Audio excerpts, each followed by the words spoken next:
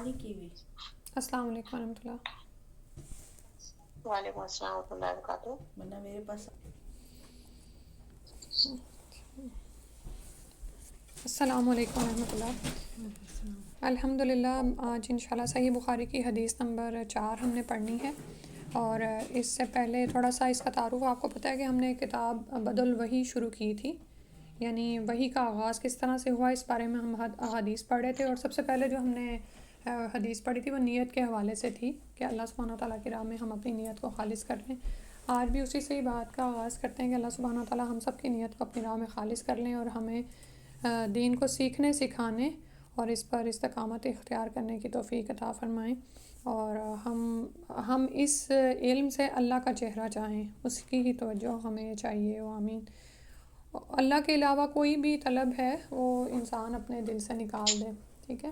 تو دین کا علم خالص طور پر اللہ سبحانہ وتعالیٰ کی طلب کے لیے، یعنی اس کا چہرہ چاہنے کے لیے حاصل کیا جائے، اور دوسرا یہ کہ جو بھی حدیث ہم پڑھیں اس سے ہم اپنے لیے عمل کی کوئی بات نکالیں، اور یہ کوشش کریں کہ ہماری نگاہیں ہم تک ہی رہیں، ہم دوسروں کے بارے میں نہیں سوچیں، ٹھیک ہے۔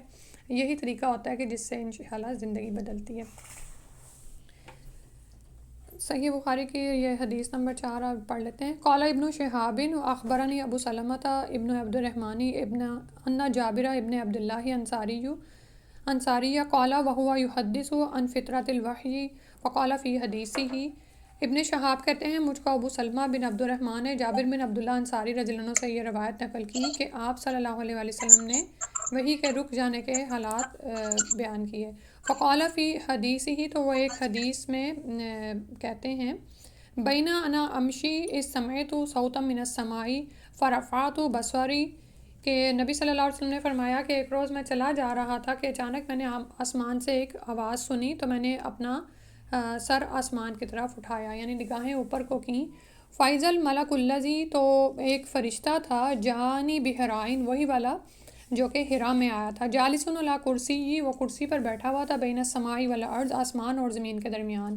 فرعبت منہ، تو میں اس سے رعب میں آ گیا۔ فرجعت، تو پھر میں لوٹ آیا۔ فقلت، تو میں نے کہا زملونی، فانزل اللہ تعالی، تو میں نے کہا کہ مجھے کپڑا اڑا دو، یعنی کمبل اڑا دو مجھے، ٹھیک ہے۔ اچھا، آپ کے ذہن میں آ رہا ہوگا کہ اسی سے ملتی جلتی ہم نے لمبی حدیث پچھلی دفعہ پڑھی تھی نا، ٹھیک ہے، اس میں یہ سارے حالات تھے۔ امام بخاری کی عادت ہے کہ وہ ایک موضوع سے متعلق جتنی بھی احادیث آتی ہیں، جتنی بھی روایات ہوتی ہیں، وہ اس کو بیان کر دیتے ہیں۔ آپ دیکھیں گے کہ ہر حدیث سے کچھ نہ کچھ نئی بات ہمیں سیکھنے کو بھی ملتی ہے۔ تو یہاں پر نبی صلی اللہ علیہ وسلم فرما رہے ہیں کہ اچھا، جن دنوں میں وحی کا نزول بیچ میں بند ہو گیا تھا، ٹھیک ہے، یعنی ایک وقفہ آیا تھا، جب سورۃ العلق کی ابتدائی آیات نازل ہوئیں، تو اس کے بعد اللہ سبحانہ وتعالیٰ نے رسول صلی اللہ علیہ وسلم کو ایک طرح سے وقفہ دیا، اور یہ وقفہ اس لیے بھی تھا کہ آپ اس وحی کے بوجھ کو اٹھانے کے مزید قابل ہو جائیں، ٹھیک ہے، اور آپ صلی اللہ علیہ وسلم انتظار میں رہتے تھے۔ تو یہ وہی دن ہیں کہ آپ صلی اللہ علیہ وسلم کہہ رہے ہیں کہ میں باہر گیا تو میں نے آسمان سے ایک آواز سنی، تو جب میں نے نگاہیں اوپر اٹھائیں تو وہی فرشتہ مجھے نظر آیا جو میرے پاس ہرا میں آیا تھا، یعنی غار ہرا میں، جالسن علی کرسیین، اور یہ پچھلی دفعہ بھی ہم نے پڑھا تھا کہ وہ زمین و آسمان کے درمیان معلق نظر آئے رسول صلی اللہ علیہ وسلم کو۔ تو نبی صلی اللہ علیہ وسلم ظاہر ہے اس سے ڈر گئے، ایک عجیب سی ہیبت بھی طاری ہوتی ہے کہ ایک ایسی مخلوق جو پورے افق پر چھائی ہوئی ہو وہ نظر آئے۔ فرجعت، تو آپ صلی اللہ علیہ وسلم اسی طرح واپس پلٹ آئے، اور گھر آ کر خدیجہ رضی اللہ عنہ سے جیسے کہنے لگے، فقلت، تو کہا میں نے زملونی، مجھے کمبل اڑا دو۔ فانزل اللہ تعالی، تو اس وقت پھر یہ نہیں ہوا کہ وہ فرشتہ نظر آیا اور وہ چلا گیا، یہ پھر آیات نازل ہوئیں، یا ایھا المدثر قم فانذر، کہ اے کمبل لپیٹ کر اوڑھ کر لیٹنے والے اٹھ کھڑے ہوں، اور آخر تک پھر یہ آیات ہیں کہ لوگوں کو عذاب الہی سے ڈراؤ، اور اپنے رب کی بڑائی بیان کرو، اور اپنے کپڑوں کو پاک صاف رکھو، اور گندگی سے دور رہو، ٹھیک ہے۔ تو آپ یہ دیکھیں کہ پہلی وحی میں انسان کو اس کی تخلیق کے بارے میں بتایا گیا ہے، اور علم سیکھنے کے بارے میں کہ اللہ تعالیٰ نے انسان کو علم سکھایا اور قلم سے سکھایا۔ تو اس میں ہم نے یہی سیکھا تھا کہ ہم وحی الہی کا یعنی اصل علم حاصل کریں تاکہ ہم اپنی زندگی میں ہدایت کو پا سکیں۔ اور یہاں پر اب نبی صلی اللہ علیہ وسلم کو کیا حکم ہو رہا ہے کہ یہ جو دین آپ کو دیا جا رہا ہے یہ آپ کے صرف اپنے لیے نہیں ہے، بلکہ آپ اٹھ کھڑے ہوں اور لوگوں کو عذاب الہی سے ڈرائیں، ٹھیک ہے۔ تو اسی طرح جب آپ یہ دیکھیں کہ نبوت کا تو خاتمہ ہو گیا رسول اللہ صلی اللہ علیہ وسلم پر، آپ خاتم النبیین ہیں، تو انبیاء اپنی وراثت میں مال جائیداد نہیں چھوڑ کے جاتے، بلکہ وہ اپنی وراثت میں علم کو چھوڑتے ہیں. تو علماء ہی دراصل انبیاء کے وارث ہوتے ہیں. تو یہ علم جو ہم تک پہنچا ہے، یہ اس امت کی ذمہ داری ہے کہ اب اس کو آگے پھیلائے. ٹھیک ہے. اور پھر وہی بات جو میں نے لاسٹ ٹائم بھی کی تھی کہ نبی صلی اللہ علیہ وسلم نے دعا دی کہ اللہ تعالیٰ اس شخص کے چہرے کو تازہ رکھے جس نے ہم سے کوئی بات سنی اور پھر آگے پہنچائی. ٹھیک ہے. اور یہ علم آج کل کتنا کم ہوتا چلا جا رہا ہے. ہم ارد گرد کی یا اپنی باتیں تو بہت کرتے ہیں، لیکن ایک حدیث کو پڑھنے میں آپ یہ دیکھیں کہ 5 منٹ بھی نہیں لگتے ہیں، لیکن ہم اس کو پڑھنے سے غافل ہوتے جا رہے ہیں. تو جس طرح قرآن کو پڑھنا روزانہ اپنی عادت میں شامل رکھا ہے، اسی طرح سے حدیث کو پڑھنا بھی ضروری ہے. قرآن کے احکامات کو نبی صلی اللہ علیہ وسلم نے کیسے اس پر عمل کر کے دکھایا، یہ ہمیں حدیث سے ہی پتہ چلتا ہے. ٹھیک ہے. تو اب اگر جب ہم اس بات کی ذمہ داری لے چکے کہ ہم امت محمدیہ میں شامل ہیں، تو جو دین ہم تک پہنچا اس کو ہم نے دوسروں تک بھی پہنچانا ہے. ٹھیک ہے. اور اس کو پہنچانے کے لیے پھر جس طرح سے رسول اللہ صلی اللہ علیہ وسلم کو کہا جا رہا ہے، اسی طرح ہم نے سنت پر عمل کرنا ہے. کہ اب نبی صلی اللہ علیہ وسلم کو کہہ دیا گیا کہ اب لیٹنے کا ٹائم نہیں رہا، جو وقفہ دینا تھا آپ کو وہ دے دیا، اور اسی کام کے لیے تیار کیا جا رہا تھا. فرمایا جا رہا ہے قم فانذر، آپ کھڑے ہو جائیں، فانذر تو ڈرائیں، یعنی لوگوں کو عذاب الہی سے ڈرائیں، اور ان کو اس بڑے دن سے خبردار کریں جس دن ان کو اپنے اعمال کا بدلہ ملنا ہے. ٹھیک ہے. اور آپ یہ دیکھیں کہ بعض اوقات کچھ لوگوں کو نا جنت کی بشارتیں اتنا موٹیویٹ نہیں کرتی جتنا عذاب کرتا ہے. ٹھیک ہے. یعنی اگر روکھی سوکھی کھا کے لوگ گزارا کر ہی لیتے ہیں، لیکن جب وہ آگ کے عذاب کے بارے میں کوئی سنتا ہے نا تو وہ چاہتا ہے کہ وہ اس سے بچے.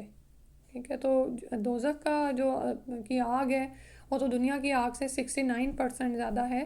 تو یہی اور وہاں پر عذاب ہی آگ کا ہے، یعنی جہنم کو دہکا کے اتنا وہ کر دیا گیا کہ وہ کالی سیاہ ہو چکی ہے. تو یہ وہ عذاب ہے جس سے لوگوں کو خبردار کیا جائے. ٹھیک ہے. تو پہلا پیغام ہی کیا دیا جا رہا ہے کہ لوگوں کو عذاب الہی سے ڈرائیں، یعنی اللہ کا تعارف دیں کہ رب ہے جس نے ہمیں ہمارے اعمال کا بدلہ دینا ہے، اور اپنے رب کی بڑائی بیان کریں. کبریائی صرف اللہ تعالیٰ ہی کو سزاوار ہے. اور عموماً آپ یہ دیکھیں کہ جو انسان بڑے بڑے گناہوں میں مبتلا ہوتا ہے نا، اور بعض اوقات انسان اس سے واپس نہیں آتا، اس کی ایک وجہ یہی ہوتی ہے کہ وہ اپنے آپ کو بہت بڑا سمجھتا ہے. زمین پر بھی، یعنی بلکہ آسمانوں پر ہی، جو ابلیس نے بھی جو پہلا گناہ کیا وہ دراصل تکبر کا ہی تھا، کہ وہ کہنے لگا کہ مجھے تو نے آگ سے پیدا کیا ہے اور اس کو تو مٹی سے پیدا کیا، تو میں اس کو سجدہ کیسے کروں.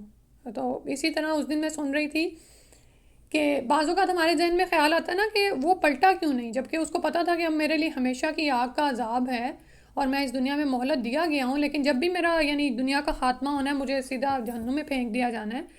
تو ایک دفعہ وہ موسیٰ علیہ السلام کے پاس آیا، روایت میں آتا ہے، تو کہنے لگا کہ یعنی کہ میں اب توبہ کی طرف آنا چاہتا ہوں نا. تو اللہ کے حضور اس کی سفارش پیش کر دی گئی، موسیٰ علیہ السلام نے کر دی. تو یعنی وہ پوچھ رہا تھا کہ اب اس کا کیا ہو نا کہ میں توبہ کرنا چاہتا ہوں. تو اس کو یہ کہا گیا کہ ٹھیک ہے، اب آدم علیہ السلام کی قبر کو جا کے سجدہ کر دو.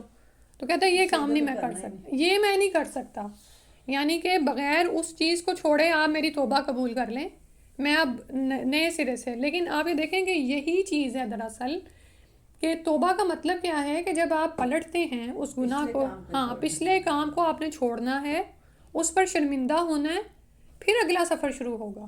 ٹھیک ہے. تو اب یعنی اس کے اندر بڑائی اور تکبر، اور اللہ کے علم میں تو تھا، ادروائز تو وہ اتنا با علم تھا، اور اللہ کے علم میں تو تھا کہ اس کے اندر بڑائی کتنی زیادہ رچی بسی ہوئی ہے اور کیسا یہ متکبر ہے. لیکن وہ جب تک کہ اللہ تعالیٰ نے اس کو ایک آزمائش میں نہیں ڈالا وہ چیز سامنے نہیں آئی. ٹھیک ہے. اور پھر اس کے بعد بھی وہ توبہ کی طرف مائل نہیں ہوا، کیونکہ وہ تکبر اس کے اندر اتنا زیادہ ہے کہ وہ اب آگے سے آگے لوگوں کو بہکا رہا ہے. اور ہم دیکھیں ہم کتنی کمٹمنٹس کرتے ہیں لیکن ہم اس کو فالو نہیں کر پاتے ہیں. اور آج کل آپ یہ دیکھیں کہ مجھے یوں لگتا ہے کہ جیسے شیطان کا نا رول زیادہ ہی ہوتا جا رہا ہے. ہر طرف ہی بے چینی اور ٹینشن، اضطراب، جس کسی سے بات کرو وہ پریشان ہے کسی نہ کسی مسئلے کو لے کے، سکون نہیں ہے کہیں پہ. اگر انفرادی مسئلہ نہیں ہے تو اجتماعی شروع ہو جاتا ہے، گھروں کے مسئلے ختم ہوتے ہیں تو باہر ملکوں کے مسئلے سننے میں آنا شروع ہو جاتے ہیں. تو ایسا لگتا ہے جیسے شیطان کا کردار بہت ہی فعال ہو گیا، کیونکہ اس نے اپنے سب سے بڑے کرندے دجال کو لے کر آنا ہے. تو اس کے لیے ایک میدان پورا سیٹ ہو رہا ہے، لیکن اس میں گھبرانے والی کوئی بات نہیں کہ اتنا ہی جو ان سے نا حق پر کام کرنے والے بھی. اب یہ دیکھیں کہ حق کتنا واضح ہو کے سامنے آتا چلا جا رہا ہے. پہلے ایک زمانہ تھا دین کو سیکھنے کے لیے کہیں باقاعدہ جانا پڑتا تھا، اب تو وہ بھی نہیں ہے. آپ کے ایک کلک پہ دین پڑا ہوا ہے سارے کا سارا. ٹھیک ہے. اب یہ جیسے میں نے جو ایپ کھولا ہوا ہے، میں نے بلکہ اس کے بارے میں انٹروڈکشن بھی دی تھی کہ مجھے اتنا یہ یعنی کہ میں کہتی ہوں کہ کوئی کام رہ گیا جو نہ کیا گیا ہو. آپ کے ایک انگلی کے ٹچ کی دیر ہے اور سب کچھ سامنے ہے. عمل نہیں ہے. ہاں، تو وہ بات وہی ہے کہ ہم نے خود کو انشاءاللہ ثابت قدم رکھنا ہے، اور وہ چیزیں جو اللہ سبحانہ تعالیٰ نے منع کی ہیں ان سے بچنا ہے. تو رب کی بڑائی جو بیان کرتا ہے نا، تو وہی شخص کرتا ہے جس کے اپنے اندر کبر نہیں ہوتا. جب ہم اللہ کے سامنے جب ہم جھکتے ہیں نا، تو اگر آپ اپنی نماز کو خالص بنانا چاہتے ہیں نا، تو اس کے لیے ضروری یہی ہوگا کہ آپ اللہ کے سامنے خشوع و خضوع اختیار کریں. ٹھیک ہے. اگر تکبر ہوگا نا تو پھر وہ ایک ریچول ہی رہ جائے گا، ایک فریضہ ہی رہ جائے گا کہ وہ ادا کیا، ادھر رکوع کیا، ادھر سجدہ کیا، یاد ہی نہیں، پتہ ہی نہیں چلا کہ سجدے میں کیا دعا مانگی، کس کے سامنے جھکے. ٹھیک ہے. تو رب کی بڑائی بیان کریں، اس کی تکبیر، اللہ اکبر، ذکر کے ساتھ ساتھ یعنی نمازوں میں بھی اللہ سبحانہ تعالیٰ کی. اور رب کی بڑائی اتنی زیادہ ہے، آپ یہ دیکھیں کہ نماز میں جو بھی رکن تبدیل ہوتا ہے ساتھ ہی اللہ اکبر. ٹھیک ہے. آپ کھڑے میں اور تو اللہ اکبر کہہ کر آپ رکوع میں جا رہے ہیں، تو ایک طرح سے احساس کرایا جاتا ہے بار بار، کیونکہ جب ہم کھڑے میں ہیں نا تو پھر سے مائنڈ جو نا ڈسٹریکٹ ہونا شروع ہو جاتا ہے، کچھ اور چیزیں ذہن میں آنا شروع ہو جاتی ہیں. اتنے میں اگر تو آپ خلوص کے ساتھ آپ کے سامنے کھڑے ہیں تو اللہ اکبر کہیں گے نا تو دوبارہ توجہ واپس آ جاتی ہے. پھر اسی طرح سجدے میں جاتے ہوئے اللہ اکبر ہے، سجدے سے اٹھتے ہوئے، اور کتنی ہی دفعہ رب کی بڑائی بیان کی جاتی ہے. اور ایون سلام پھیر کر بھی اللہ اکبر ہی کہنا ہے کہ رب ہی کی بڑائی ہے کہ اس نے مجھے یہ توفیق دی کہ میں نے یہ نماز پڑھ لی. اور اسی میں خاص طور پر عورتوں کے لیے میں یہ کہتی چلوں کہ ہم لوگوں کے جو گھریلو معاملات ہوتے ہیں، اور بعض اوقات جیسے آپ نے وہ حدیث کا مفہوم سنا ہوگا کہ عورتیں لان تان کرتی ہیں اور اپنے خامندوں کی ناشکری ہوتی ہیں. تو یہ جو ناشکرہ پن ہے نا، یہ بھی اندر آتا ہے جب اندر کبریائی آتی ہے. ٹھیک ہے. بہت سی عورتیں گھر کیوں نہیں بساتی ہیں؟ کیونکہ ان کے اپنے اندر یہ زوم اور غرور آ جاتا ہے کہ میں اپنے خاوند سے زیادہ پڑھی لکھی ہوں، میں اس سے زیادہ دنیا کو جانتی ہوں، میں اس سے زیادہ صحت مند ہوں، یا میں عمر میں اور خوبصورتی میں زیادہ ہوں. ٹھیک ہے. تو وہ بھی دراصل کیا ہے، وہ یہ کبر ہی ہے جس کی طرف شیطان لے کے جا رہا ہوتا ہے. ٹھیک ہے. اور یہ مردوں میں بھی ہو سکتا ہے کہ وہ خود ایسا معاملہ اختیار کریں، تو پھر گھر اس طرح نہیں چلتے ہیں. یعنی تکبر ایسی بیماری ہے کہ ہمارے مابین لوگوں کے مابین بھی تعلقات کو خراب کرتا ہے، اور ہمارے اللہ سے تعلق کو بھی خراب کر دیتا ہے. پھر فرمایا اپنے کپڑوں کو پاک صاف رکھ اور گندگی سے دور رہ. ٹھیک ہے. تو طہارت بنیادی شرط ہے ہمارے دین کی، کہ جب آپ اس دین کو لے کر آگے جائیں گے تو یہ سب کچھ ہم نے انشاءاللہ کرنا ہے. اپنے کپڑوں کو پاک صاف رکھیں، گندگی سے دور رہیں. اور گندگی یہاں پر صرف ظاہری نہیں، یعنی صرف یہی نہیں کہ ہم نہا دھو لیں اور طاہر ہو جائیں. معنوی گندگی، شرک، کفر کی گندگی، حسد، غیبت، غصے، جلن کی گندگی، اور وہ ساری کہاں ہوتی ہے؟ وہ دل کے اندر ہوتی ہے. پھر یعنی یہ سورۃ المدثر کی آیات ہیں جس میں یہ شروع کے ابتدائی احکامات ہیں جو نبی صلی اللہ علیہ وسلم کو دیے جا رہے ہیں. فہمی الوحی، پھر وہی تپ اٹھی، یعنی کہ گرم ہو گئی، پے در پہ آنے لگی. وتتابع، اور پے در پہ آنے لگی.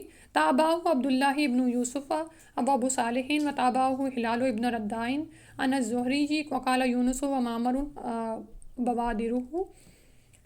اور اس حدیث کو یحییٰ بن بکیر کے علاوہ لیث بن سعد سے، عبداللہ بن یوسف اور ابو صالح نے بھی روایت کیا ہے، اور عقیل کے علاوہ زہری سے ہلال بن رواد نے بھی روایت کیا ہے. یونس اور معمر نے اپنی روایت میں لفظ فوادہ کی جگہ بوادرہ نقل کیا ہے. یہ ایک اور لفظ ہے، تو ترجمہ تقریباً وہی رہتا ہے. اگلی حدیث پڑھ لیتے ہیں.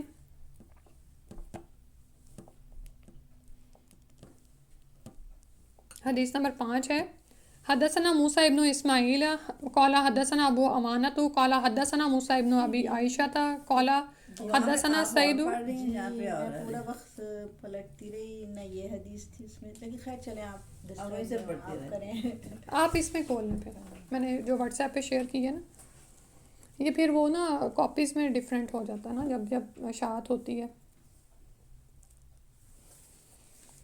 حدثنا سعید ابن جبیر عن ابن عباس فی قولہ تعالی لا تحرک به لسانک لتعجل به، سورۃ القیامہ کی آیت ہے.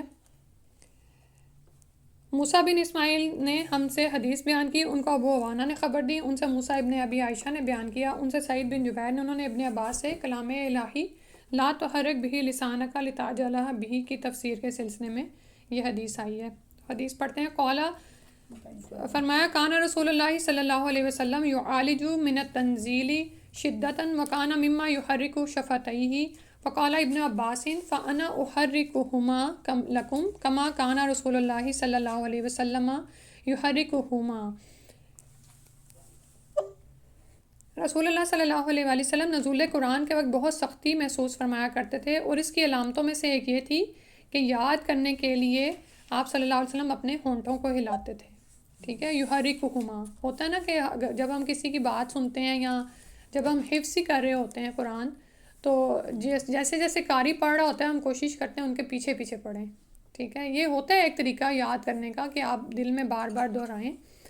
تو یہ رسول صلی اللہ علیہ وسلم شروع میں یہ کیا کرتے تھے۔ ابن عباس نے کہا میں اپنے ہونٹ ہلاتا ہوں جس طرح آپ صلی اللہ علیہ وسلم ہلاتے تھے۔ سعید کہتے ہیں میں بھی اپنے ہونٹ ہلاتا ہوں جس طرح ابن عباس رضی اللہ عنہ کو میں نے ہلاتے ہوئے دیکھا، پھر انہوں نے اپنے ہونٹ ہلائے۔ اس سے ہمیں کیا پتہ چلتا ہے کہ جیسے رسول صلی اللہ علیہ وسلم کو صحابہ نے اور اس کے بعد تابعین نے صحابہ کو کرتے ہوئے دیکھا، وہ بالکل ویسے ہی ہم تک بات پہنچا رہے ہیں، ٹھیک ہے۔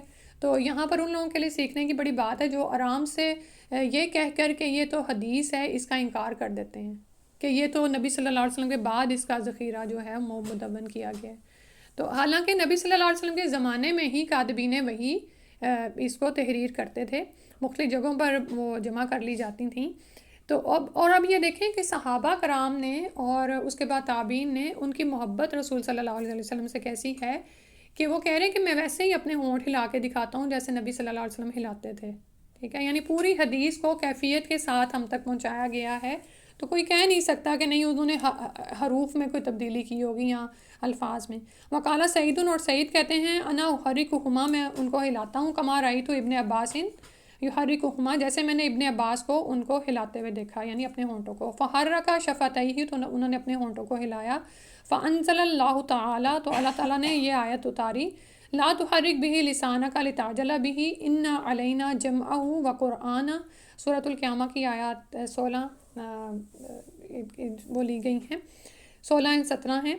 تو رسول صلی اللہ علیہ وسلم چونکہ قرآن کو جلدی جلدی یاد کرنے کے لیے اپنے ہونٹوں کو ہلاتے تھے، تو اللہ تعالیٰ نے یہ آیت اتاری کہ اے محمد صلی اللہ علیہ وسلم قرآن کو جلد جلد یاد کرنے کے لیے اپنی زبان نہ ہلاؤ، اس کا جمع کر دینا اور پڑھا دینا ہمارا ذمہ ہے، ٹھیک ہے۔ تو باب آپ کو یاد ہے نا ہم کون سا پڑھ رہے ہیں کہ وحی کیسے آتی تھی؟ وحی کی شدت اتنی زیادہ تھی اور اس کی ذمہ داری کا بوجھ رسول صلی اللہ علیہ وسلم اتنا زیادہ محسوس کرتے تھے کہ وہ چاہتے تھے کہ جو ہی یہ اتر رہی ہے وہ مجھے یاد بھی ہو جائے، ٹھیک ہے۔ تو اللہ تعالیٰ نے فرمایا کہ نہیں، آپ اس طرح نہیں کریں۔ قالا، تو کہا جمعہ لہو فی صدری کا، جمع کرنا اس کا تیرے سینے میں، و تقراہ، اور اس کا پڑھا دینا، یعنی اللہ تعالیٰ نے اس کی ذمہ داری خود پر لے لی کہ جب یہ قرآن آپ پر پڑھا جائے گا، یعنی جبریل علیہ السلام پڑھ دیں گے، تو اس کے بعد یہ خود ہی آپ کے سینے میں محفوظ ہو جائے گا اور آپ پھر اس کو پڑھیں گے۔ فائزہ قرأناہ، پھر جب ہم اس کو پڑھیں، فاتبع قرآنہ، تو اس کی پیروی یعنی اس کو پڑھیں۔ سورۃ القیامہ کی آیت نمبر 18 ہے۔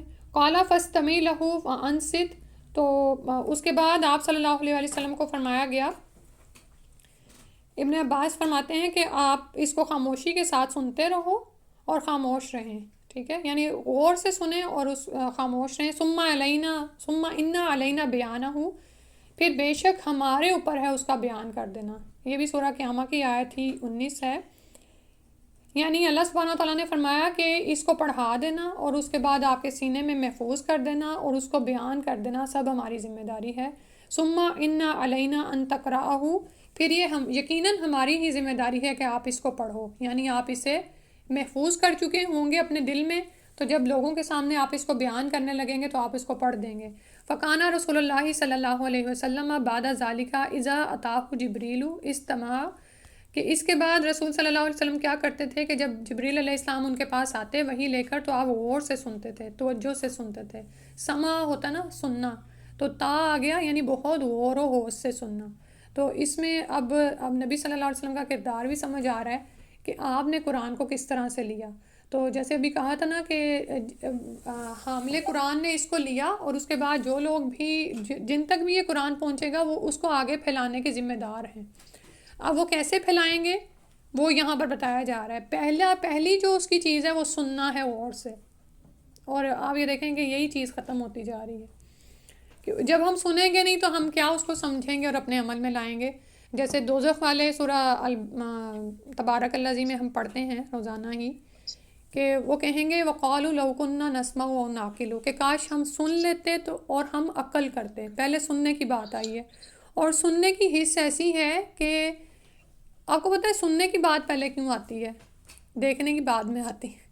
اس لیے کہ یہ وہ حصہ ہے جو پیٹ میں ماں کے پیٹ میں ہی کام کرنا شروع کر دیتی ہے.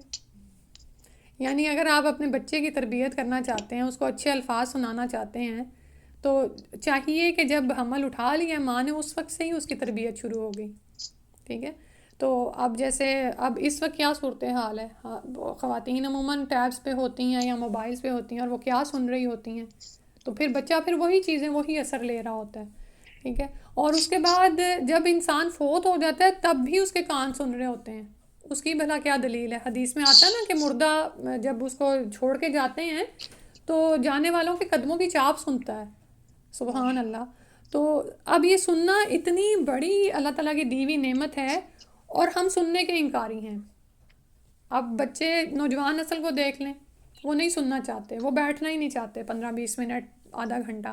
اسی طرح ہم عورتوں کا بھی یہی حال ہوتا جا رہا ہے، ہم خامندوں کی بات نہیں سننا چاہتے. تو جب ہم سنتے نہیں ہیں تو پھر ہم غور و فکر بھی نہیں کرتے، عقل بھی نہیں کرتے. تو نبی صلی اللہ علیہ وسلم کے لیے تو آ رہا ہے کہ اس سے پہلے بھی اگر وہ زبان کو ہلاتے تھے تو اس میں یہی تھا کہ میں اس کو یاد کر لوں، میرے اندر یہ آ جائے. لیکن اس کے بعد جب اللہ تعالیٰ کی طرف سے روک دیا گیا تو پھر جب جبریل آتے تو استماع وہ بہت غور سے سنتے تھے. ٹھیک ہے. اور کیا سنا جا رہا ہے، یعنی یہ نہیں کہ ہم یہ جو باتیں کر رہے ہیں یہ سنی جا رہی ہوتی تھی، قرآن سنا جا رہا ہوتا تھا. تو اس میں بھی یاد رکھیں کہ بعض اوقات ہم صرف ذمہ داری پوری کر دیتے ہیں کہ جیسے جمعے کا ہی دن ہے، آج جمعے کو سورہ کاف پڑھنی ہے تو کہیں لگا دی اور خود کچن میں بزی ہو گئے کہ چلو سورہ کاف چل رہی ہے. وہ بھئی یہ کوئی طریقہ ہے پڑھنے کا یا سننے کا؟ ٹھیک ہے. اور ساتھ میں برتن بھی دھل رہے ہیں یا بچہ بیچ میں کوئی آ گیا وہ کچھ بولا ہے تو آپ کو اس وقت کی آیت تو نہیں سنائی دی نا. اتنا تو اللہ تعالیٰ نے ہمیں نہیں یہ حافظہ دیا ہوا، نہ ہی ہمارے کان اتنی آوازیں سن سکتے ہیں. تو پھر قرآن کا ادب اور اس کا احترام کیا ہے کہ اس کو سنا جائے. ٹھیک ہے. کبھی کبھار اگر آپ لیٹے ہوئے ہیں یا آپ کچھ اور آوازیں بلند نہیں ہو رہی تو آپ قرآن کو سنیں بھی، قرآن کو سننا بھی ہے. لیکن اگر آپ مصحف کھول کے بیٹھیں گے اور اس وقت جب آپ قرآن سنیں گے نا، اور وہ جو تاثیر رکھے گا اس کی بات ہی الگ ہے. جیسے ابھی آپ معنی القرآن کی بات کر رہی تھیں تو اسی کورس میں مجھے یاد ہے کہ شروع میں مشکل لگتا تھا کہ دورہ قرآن بھی سننا ہے اور قرآن کو بھی سننا ہے بیٹھ کے.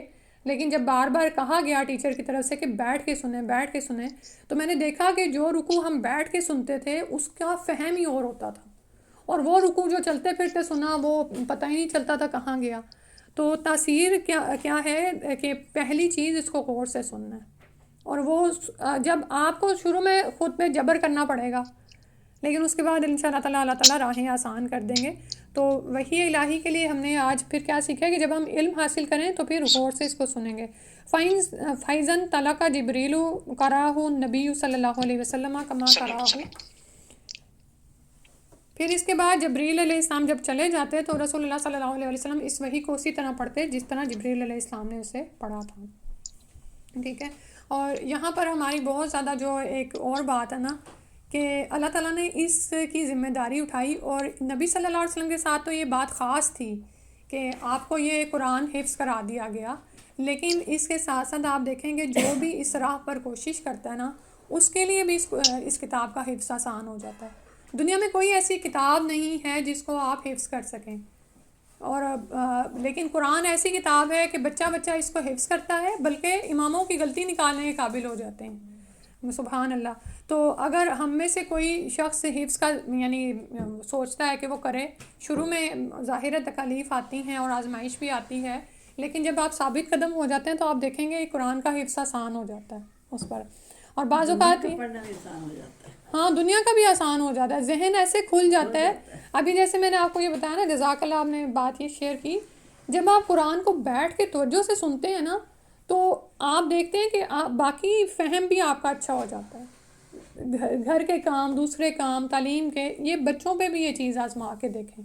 شروع میں ان کو بٹھانا ذرا مشکل لگے گا، لیکن جو وہ قرآن کو سنتے چلے جائیں گے، اتنی اس کی برکات ہیں. ظاہر ہے جس محفل کو، یعنی جہاں پہ قرآن، فرشتے تو حریص ہوتے ہیں نا، ایسی محفلوں کو ڈھونڈتے رہتے ہیں جہاں قرآن پڑھا جا رہا ہو. تو پھر جس محفل کو فرشتے آ کے گھیر لیتے ہیں آسمانوں تک، تو پھر وہاں پہ کیا برکات نازل ہو رہی ہوں گی. سبحان اللہ. اللہ سبحانہ و تعالیٰ ہمیں توفیق دے کہ ہم اس دین کو سیکھیں اور سکھائیں. تو ہو سکتا ہے آپ جو سنے وہ عمل بھی کریں انشاءاللہ. عمل کی بات ہے. اور یہاں پر یعنی میں یہ بتانا چاہ رہی تھی کہ بعض اوقات یہ ہوتا ہے کہ ہم ایک صورت حفظ کرتے ہیں تو پھر ہم تھک جاتے ہیں اور ہم کہتے ہیں نہیں اگلی نہیں ہم کر سکتے. تو یہ شیطان کی طرف سے وسوسہ ہوتا ہے. اگر آپ اس کو جاری رکھیں نا، جیسے آپ نے البقرہ کر لی، آل عمران، پھر آگے سے آگے جاری رکھیں، تو آپ دیکھتے ہیں کہ آپ کا جو آگے سیکھا ہے نا پیچھے بھی کام آتا ہے. وہ سارا پھر اکٹھا جمع ہو کے، ویسے ہمیں لگتا ہے کہ نہیں اتنا زیادہ قرآن ہے، یہ مشکل ہو جائے گا، لیکن اسی طرح حفاظ جو ہیں وہ یہی بات بتاتے ہیں. جیسے ایک دو صورتیں میں نے حفظ کی تو میری ٹیچر مجھے کہنے لگی کہ آپ اس کو جاری رکھیں، لیکن مجھے یہ ہو گیا کہ نہیں میں پیچھے والا بھول جاؤں گی. اب پتہ چلتا ہے کہ جب آپ آگے جاری رکھتے رہتے ہیں نا تو وہ سارا پیچھے والا بھی اللہ تعالیٰ آپ کو قائم رکھتے ہیں آپ کا. تو یہ جو بات ہے نا، یہ ہو سکتا ہے ہم یہ سوچیں کہ یہ تو نبی صلی اللہ علیہ وسلم کے لیے، کہ اللہ تعالیٰ نے فرمایا کہ اس کا پڑھوا دینا، جمع کر دینا اور اس کا بیان کر دینا ہمارے ذمے ہے. یہ جو بات ہے یہ کسی بھی خالص دن رکھنے والے کے لیے ہے. یعنی جو اللہ تعالیٰ کی راہ میں نکلتا ہے اور وہ اس دین کو سیکھنا چاہتا ہے نا، حقیقتاً اللہ تعالیٰ اس کو پھر اس کے لیے آسان کر دیتے ہیں. اور قرآن میں ہی آتا ہے نا کہ وَلَقَدْ يَسَّرْنَا الْقُرْآنَ لِلذِّكْرِ فَهَلْ مِن مُدَّكِرٍ. تو اللہ تعالیٰ نے تو اس کو ذکر کے لیے آسان کر دیا، رواں کر دیا، لیکن ہے کوئی جو نصیحت پکڑنے والا ہو. پھر اس کے بعد حدیث نمبر 6 ایک پڑھ لیتے ہیں. حدثنا عبدان قال اخبرنا عبد الله قال اخبرنا يونس عن الزهري وحدثنا بشر ابن محمد قال اخبرنا عبد الله قال اخبرنا يونس معمر عن الزهري نحوه قال اخبرني عبيد الله ابن عبد الله ابن عباس قال كان رسول الله صلی اللہ علیہ وسلم اجود الناس. ہم کو عبدان نے حدیث بیان کی، انہیں عبداللہ بن مبارک نے خبر دی، ان کو یونس نے، انہوں نے زہری سے یہ حدیث سنی. اور جو آ رہا نا اوپر، اس کا مطلب ہے کہ اب پیچھے جائیں تو وہاں سے پھر دوسری سند ہے کہ ہم سے بشر بن محمد نے یہ حدیث بیان کی، ان سے عبداللہ بن مبارک نے، ان سے یونس اور معمر دونوں نے، ان دونوں نے زہری سے روایت کی. پہلی سند کے مطابق زہری سے عبید اللہ بن عبداللہ نے، اور انہوں نے ابن عباس سے یہ روایت نقل کی کہ فرمایا ابن عباس نے کان رسول اللہ صلی اللہ علیہ وسلم اجود الناسی، کہ رسول صلی اللہ علیہ وسلم سب لوگوں سے زیادہ جواد یعنی سخی تھے، بہت زیادہ یعنی اللہ کی راہ میں یا لوگوں کو دینے والے تھے. وکانا اجود ما یکون فی رمضان حین یلقاہ جبریل. اور رسول صلی اللہ علیہ وآلہ وسلم رمضان میں جب آپ جبریل علیہ السلام سے ملتے تو بہت ہی زیادہ جود و کرم فرماتے، یعنی دوسرے اوقات کے مقابلے میں رمضان میں نبی صلی اللہ علیہ وسلم بہت زیادہ صدقات کرتے. وکانا یلقاہ فی کل لیلۃ من رمضان فیدارسہ القرآن. اور رسول اللہ صلی اللہ علیہ وآلہ وسلم رمضان کی ہر رات میں، فی کلی لیلتن ہر رات میں، من رمضان رمضان کی، جبریل علیہ السلام سے ملاقات کرتے، فیدارسہ القرآن، تو آپ ان کے ساتھ قرآن کا دور کیا کرتے تھے. ٹھیک ہے، یہ جو ہم دورہ قرآن سنتے ہیں نا اور لوگ اس کو کہتے ہیں کوئی نئی اصطلاح ہے، یہ کوئی نئی چیز نہیں ہے، بلکہ حدیث سے اس کا ہمیں پتہ چلتا ہے.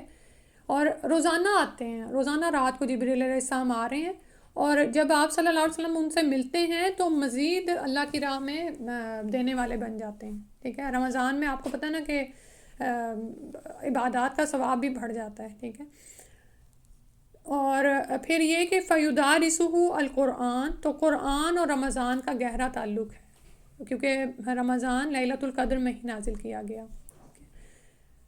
یعنی اللہ کے ہاں سے یہ آسمان دنیا پر ایک ہی دفعہ اتار دیا گیا، اور وہاں سے جس طرح پہ زمین پر آنا ہوتا تھا جبریل علیہ السلام اس کو لے کر آتے تھے. اور نبی صلی اللہ علیہ وسلم اس کا دور کرتے، یعنی جو جتنا بھی قرآن تب تک اترا ہوا ہوتا تھا وہ ان کے ساتھ دہراتے تھے. ٹھیک ہے، جیسے سارا سال کیا ہوتا ہے کہ مصروفیت ایسی ہوتی ہے کہ ہم کوئی نہ کوئی، چاہے کورس بھی کوئی کر رہے ہوں لیکن اس طرح سے جیسے ٹک کے رمضان میں ایک کام کرنے کا موقع ملتا ہے نا، یا ساری چیز کی دہرائی کا ملتا ہے موقع، وہ نہیں ملتا. ہم میں سے کچھ لوگ تو ماشاءاللہ ہر مہینے میں ایک دور کر لیتے ہیں، کچھ لوگ 7 دنوں میں بھی ختم کر لیتے ہیں، کچھ لوگ 3 دنوں میں بھی کرتے ہیں. لیکن کچھ ایسے ہیں کہ چلو جو یومیہ پڑھ رہے ہوتے ہیں. لیکن رمضان میں آپ یہ دیکھیں کہ اس کی برکات ایسی ہیں کہ عموماً ہی لوگ پورا قرآن پڑھ لیتے ہیں الحمدللہ، یا 2 یا اس سے بھی زیادہ پڑھ لیتے ہیں. تو یہ بھی ساتھ میں کوشش کرنی چاہیے کہ جتنا قرآن تب تک سیکھا ہوا ہے اس کو بھی رمضان میں دور کر لیں. ٹھیک ہے، یعنی جتنا اس کو سمجھا ہے، جتنا حفظ بھی کیا ہوا ہے، کیونکہ بڑے ہی بابرکت دن ہوتے ہیں. اور یہ سنت سے بھی ہمیں پتہ چل رہا ہے کہ نبی صلی اللہ علیہ وسلم کی یہ سنت تھی. اور آپ یہ بھی کر سکتے ہیں کہ جو بھی آپ کی دوسری مصروفیات چل رہی ہیں، جن مصروفیات کو آپ رمضان میں بریک کر سکیں، روک سکیں، تو وہ روک دیں. یعنی کچھ تو ایسی چیزیں نا، یعنی اگر آپ کسی جگہ پہ ٹیچر ہیں یا کچھ ایسا مسئلہ ہے تو وہاں پہ تو آپ چھٹی نہیں لے سکتے. لیکن جو آپ کی اپنے کوئی کورس ایسے چل رہے ہیں چھوٹے موٹے، تو وہ سب وہیں پر بریک کر کے نا زیادہ سے زیادہ ٹائم آپ قرآن کو دیں، اس کی سمجھ پہ لگائیں. ٹھیک ہے، کہ قرآن کی سمجھ میں آپ صلی اللہ علیہ وسلم وقت لگاتے تھے. فلا رسول اللہ صلی اللہ علیہ وسلم اجود بالخیر من الریح المرسلتی. تو رسول صلی اللہ علیہ وسلم لوگوں کو بھلائی پہنچانے میں بارش لانے والی ہوا سے بھی زیادہ جود و کرم فرماتے تھے. تو اس حدیث سے ایک تو وہی جو چیپٹر ہے وہ یاد رکھیں کہ وحی کا آغاز کس طرح ہوا اور وحی کس طرح سے آتی تھی، اور جوں وحی آتی تھی تو نبی صلی اللہ علیہ وسلم کا عمل کیا ہوتا تھا. کہ اب یہاں پر جو باب سے مطابقت ہے اس حدیث کی، وہ کیا ہے کہ جبریل علیہ السلام رمضان کی ہر رات میں آتے ہیں. ٹھیک ہے، اور جب آتے ہیں نبی صلی اللہ علیہ وسلم ان کے ساتھ قرآن کا دور کرتے ہیں اور زیادہ سے زیادہ صدقات کرتے ہیں، سخاوت بہت زیادہ کرتے ہیں، اور اتنی زیادہ جیسے کوئی بارش لانے والی ہوا سے بھی زیادہ تیز ہوا کی طرح آپ سخاوت کرتے تھے. تو انشاءاللہ رمضان کا اس وقت ابھی تو دور ہے، لیکن جب بھی آئے تو یہ دونوں کام انشاءاللہ کرنے ہیں. ٹھیک ہے، اور اس کے ساتھ ساتھ آپ کے لیے انگلش آ رہی ہے، کیونکہ کچھ بہنیں کہہ رہی تھیں کہ ان کو اردو پڑھنی نہیں آتی ہے. تو انگلش میں نے پڑھا تو نہیں، لیکن آپ استفادہ کر سکتے ہیں، الحمدللہ ٹرانسلیشن بھی موجود ہے. اور کسی نے کوئی بات شیئر کرنی ہو تو آپ کر سکتے ہیں. مجھے آپ سے پوچھنا ہے، جیسے ابھی آپ نے کہا کہ ہم لوگ سورہ کہف مطلب ہم لگا دیتے ہیں، سنتے رہتے ہیں، کام کرتے رہتے ہیں، یہ وہ نا. میں کبھی ایسا کرا نہیں ہے، لیکن یہ میں نے ضرور، بلکہ میں نے ضرور کرا 1 یا 2 دفعہ. میرا دل نہیں مانا تو میں نے خود نہیں پڑھا ہے. جیسے سورہ بقرہ کا ہوتا ہے، ہم لوگ ہر مہینے میں یا 2-3 مہینے میں لازمی سورہ بقرہ پڑھ کے اپنے گھر میں مطلب وہ ہم لوگ کرتے ہیں کہ چلو اچھا ہے. ہر طرح سے جو مسئلے مسائل ہوتے ہیں بچوں کے ساتھ وہ صحیح ہے. تو لوگ کہتے ہیں کہ آپ لگا بھی سکتے ہیں ٹی وی کے اوپر، اتنے دعوت میں لگا لیں اور جو ہے آپ سنتے رہیں، اپنا کام کرتے رہیں. یہ صحیح ہے کیا؟